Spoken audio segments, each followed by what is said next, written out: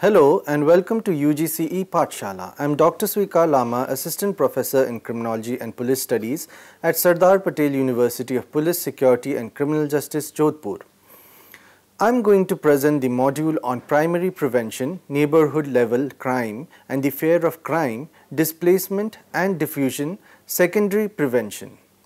The learning outcomes of this module are to make the learners understand the concepts of primary prevention, neighborhood level crime and the fear of crime, displacement and diffusion and secondary prevention. To make the learners understand about various forms of primary prevention, neighborhood level crime, displacement and diffusion, secondary prevention. To familiarize the learners with various methods to reduce fear of crime. The words crime prevention typically brings to mind programs that are divorced from the formal criminal justice system and are greatly reliant upon the efforts of the citizenry. Such crime prevention efforts typically fall under the rubric of primary prevention. Primary prevention deals with eliminating influences in the physical and social environment that engender deviant behavior. Such programs do not target individuals who are already criminal or prone to criminal behavior, except in a most indirect sense. Instead, primary prevention programs work with general physical and societal factors that provide the opportunity for deviance to occur. The chapters reflect varying methods aimed at removing or mitigating the criminogenic suspects of society. Now let us talk about primary crime prevention. Crime prevention is usually described by the medical model. Primary, secondary and tertiary crime prevention models all involve some level of community involvement. However, each type of prevention focuses on a specific developmental stage of crime. Primary prevention addresses the conditions in the natural environment that may lead to the developmental and prevalence of crime. Lack of street maintenance, broken windows, abandoned buildings and broken down cars are a few examples of a disorganized community. Primary prevention seeks to directly alleviate these factors that may lead to crime. One type of primary prevention is that of neighborhood crime prevention. By addressing the factors that may lead to crime, neighborhood crime prevention affects the fear and perception of crime as well as the actual prevalence of crime. If members of the community are participating in crime prevention, their perception and fear of crime may reduce. There are many different approaches to neighborhood crime prevention. The attempt is to establish a cohesive and socially aware community where crime cannot flourish. Some examples of neighborhood crime prevention are neighborhood watch programs, citizen patrols, organized community cleanup days, social events with local law enforcement, picnics, festivals and physical design. Neighborhood and crime prevention programs are most successful if there is active participation from both citizens and local resources.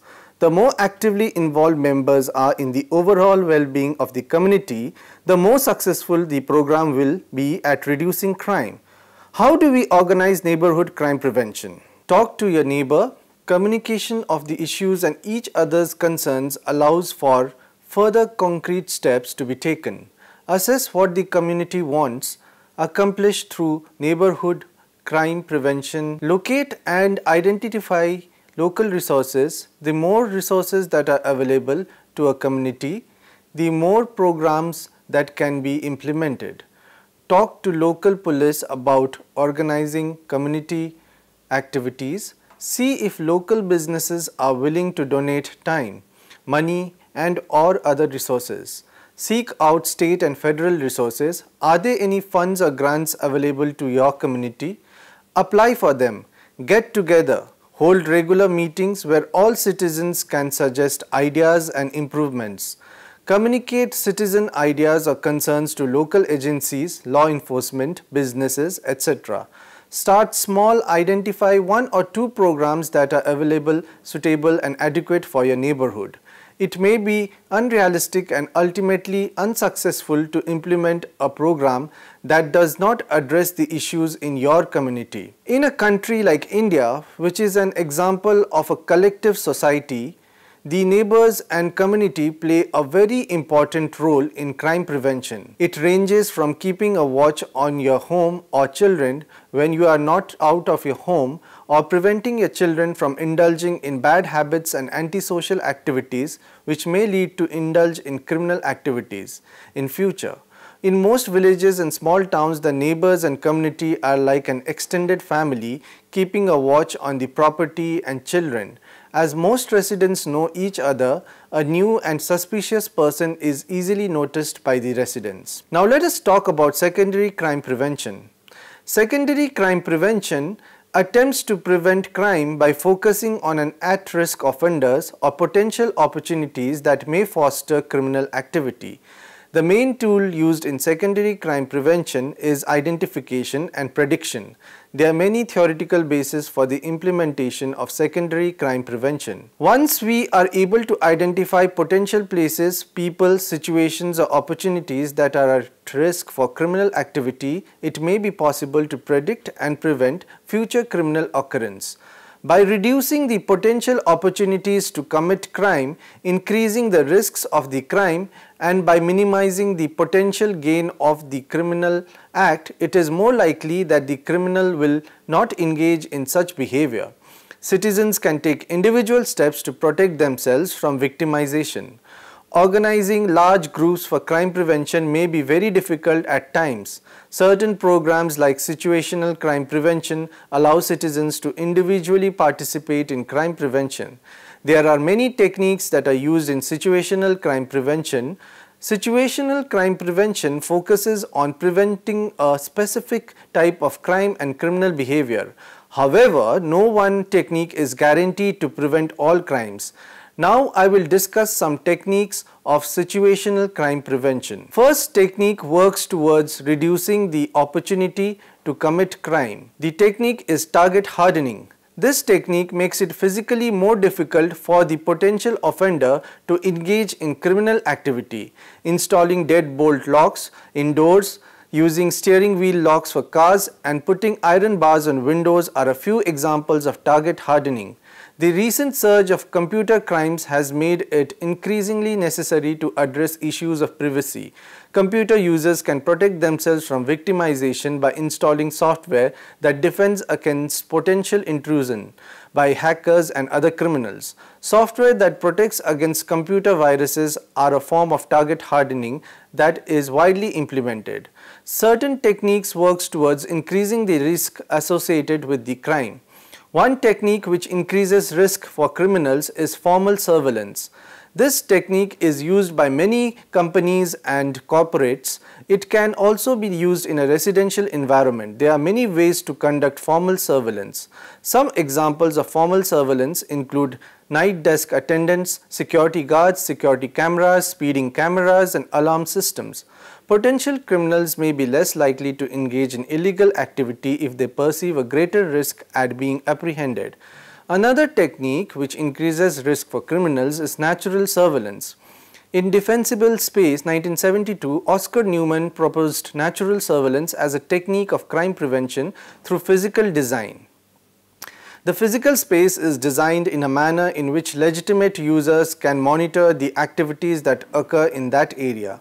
For example, by increasing street lighting, legitimate users can better see any unusual activity. This increases the exposure of any potential criminal behavior and increases the chance someone will be able to identify the criminal. Residential motion lights are an example of increased lighting. Physical surroundings may be conducive to the formation of crime. Criminals are more likely to offend in an area that they feel more confident in not getting caught. Therefore, may be easy access and exits to the location of the crime. Once the crime has been committed, the criminal knows he or she can escape with relative ease. One way to address this is to create speed bumps that would slow down a potential fleeing felon or to limit road access to the neighborhood. Another technique works towards reducing the potential rewards of the crime. This technique is denial of benefits. Reducing benefits of a criminal activity may deter the offender from committing the crime. Retail store owners who fear theft of merchandise have used this ink marketing technique of situational crime prevention. If the offender knows that the merchandise will be stained once he tries to illegally remove the tag, the monetary benefits of the crime have been removed. Car manufacturers have long ago designed faceless car stereo players. The idea is to reduce the potential reward of the criminal activity by removing the target of the crime. Another example of reducing potential reward is property identification. By marking and tagging one's property, the monetary gains the criminal anticipates to receive is reduced. If they are unable to dispose of the stolen property, it is useless to own them. Now let us talk about displacement. Crime displacement is the relocation of crime from one place, time, target, offense or tactic to another as a result of some crime prevention initiative. Spatial displacement is by far the most commonly recognized form, though. The other four are also frequently acknowledged by those studying crime prevention effects. Formally, the possible forms of displacement are: temporal, offenders change the time at which they commit crime. Spatial, offenders will switch from targets in one location to targets to another location. Target, offenders change from one type of target to another. Tactical, offenders alter the methods used to carry out crime. And offenders switch from one form of crime to another. Overall, displacement is viewed as a negative consequence of crime prevention efforts, but in some cases it can still provide some benefits.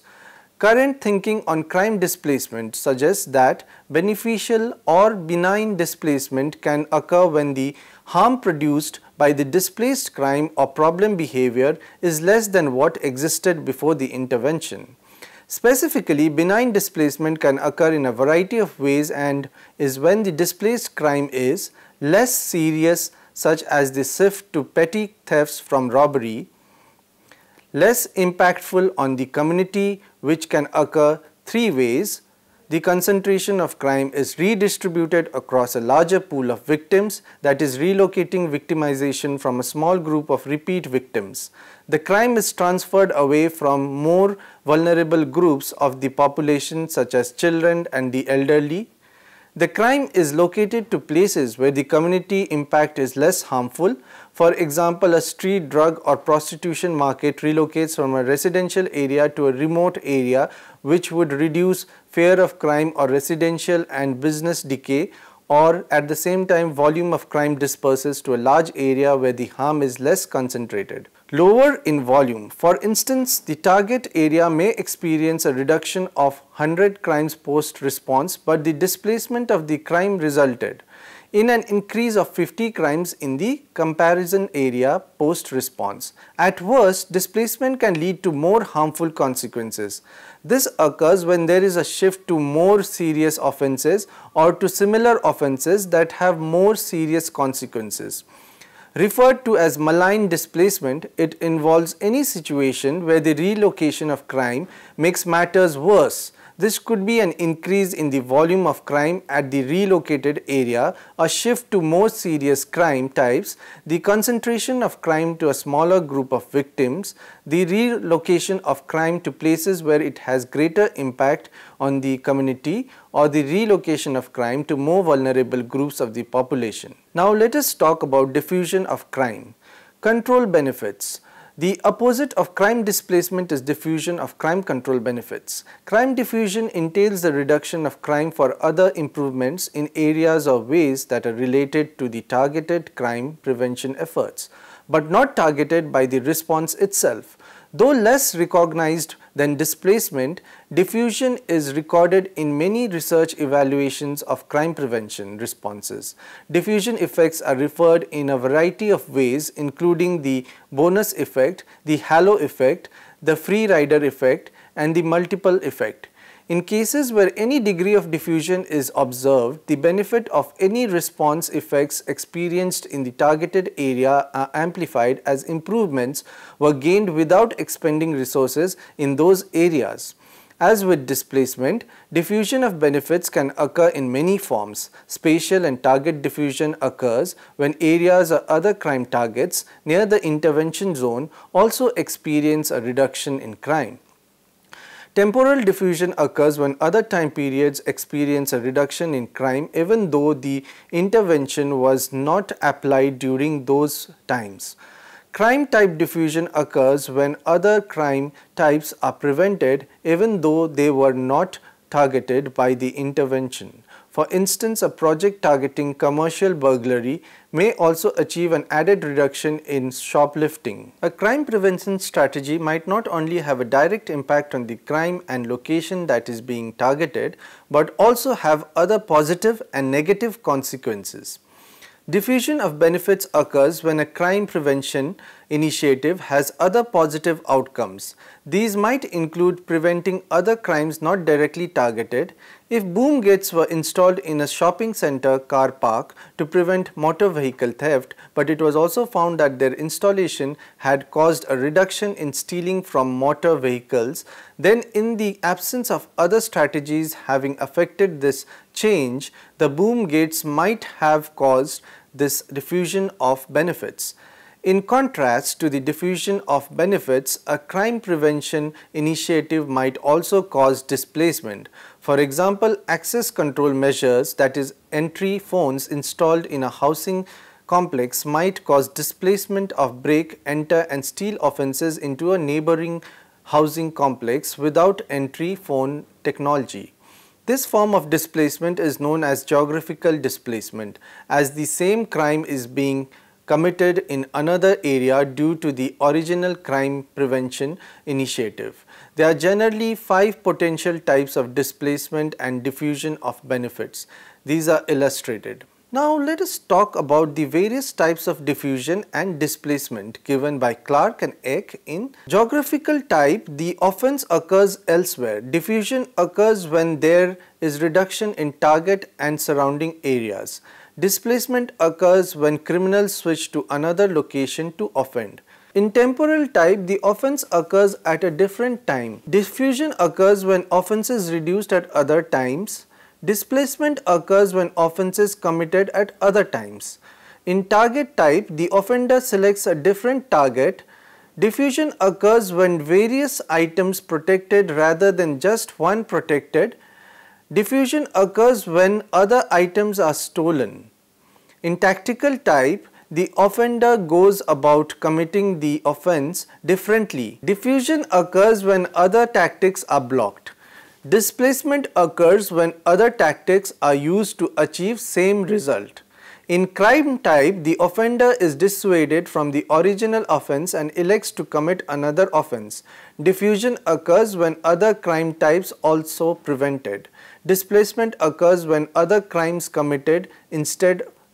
By way of illustrating it, if security guards are deployed at a car park known for high rates of motor vehicle theft, then geographical displacement will occur if rates of motor vehicle theft increase at neighbouring car parks. Temporal displacement will occur if the thefts increase during daylight hours as opposed to evenings when the security guards are deployed. Target displacement occurs if bicycles are stolen rather than cars, while tactical displacement might include the apprehension of the guards while cars are stolen. Finally, crime type displacement would involve a rise in break, enter and steals due to the offenders electing to commit different crimes. Both diffusion of benefits and displacement should be considered during the formulation of crime prevention strategies. Often data will be used to captured prior to the implementation of a crime prevention initiative to determine if diffusion of benefits and or displacement occurs. One of the most common criticisms of problem-oriented policing efforts is that crime will simply relocate to other times and places since the root causes of crime were not addressed or because offenders may remain on the streets after certain crime opportunities are reduced. This phenomenon called crime displacement has important implications for many problem-oriented policing projects. At the extreme, widespread displacement stands to undermine the effects of your project. More often, however, crime displacement is not total and is inconsequential if it does occur. Most claims of displacement are based on suppositions unsupported by empirical evidence. The majority of problem-oriented policing projects fail to investigate displacement. Officers are generally pleased to achieve a crime reduction in the targeted area and may be less concerned if crime is displaced outside their jurisdiction. Yet, addressing and understanding potential displacement effects can help ensure the effectiveness of problem-oriented policing projects, because the presence of extensive displacement threatens to undo any successes. Determining the extent of displacement or lack thereof will also assist in defending results to critics. This guide serves as an introduction to crime displacement, describing the concept, the extent to which it occurs and why it may or may not happen. It discusses the nature of displacement and its varieties, including where displaced crime is most likely to go and what it might look like. This guide describes displaced crime to ensure your project success. Finally, it describes methods for measuring and analyzing displacement that can be used to determine overall effectiveness of problem-oriented policing. It is intended to assist those engaged in problem-solving activities, including line officers, crime analysts, police executives, and community development professionals. Now let us talk about fear of crime. What is the fear of crime? We can define fear as an emotional reaction characterized by a sense of danger and anxiety. We restrict our definition to the sense of danger and anxiety produced by the threat of physical harm. Furthermore, to constitute fear of crime, the fear must be elicited by perceived cues in the environment that relate to some aspect of crime for the person. By linking fear to potential physical harm, we do two things. First, it forces us to differentiate the reaction elicited by the potential of property loss from the reaction elicited by the potential of physical harm. The former is more cerebral and calculating and might be described as worry, while the latter is more autonomic and emotional.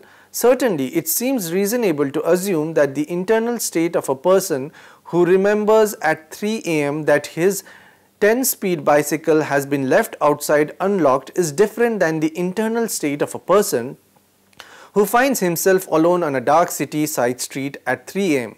Fear of crime has become an important issue of public concern, a problem which distracts the quality of life and which adversely affects social and economic well-being.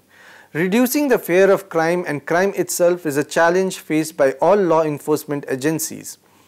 The nature of crime is sufficiently complex that no one agency of government can assume sole responsibility for it.